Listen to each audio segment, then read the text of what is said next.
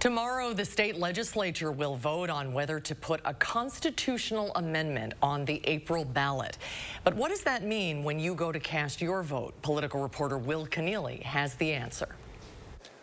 It's not like passing a bill into law. It's actually a pretty involved process to change the state's constitution. It starts in the state legislature, where the legislature creates a joint resolution to begin the amendment process. Once both chambers sign off on the proposal, it actually sits on the shelf for a while. Under the rules, to pass an amendment, the legislature has to approve the measure in two different two-year terms.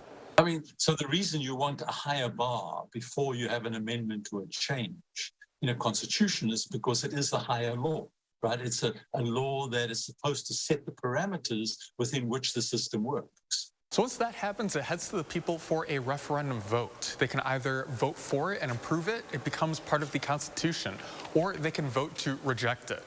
And unlike states like California, this is the only way that Wisconsinites get to directly vote on legislation.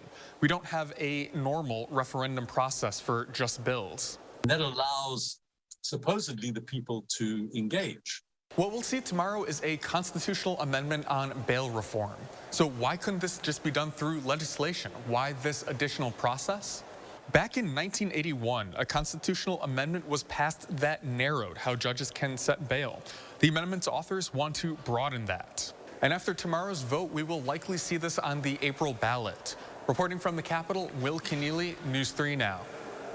And as Will mentioned, the Assembly will take up the proposal tomorrow. Why they had to do so early in January is they faced a deadline of next week to get the amendment on the April ballot.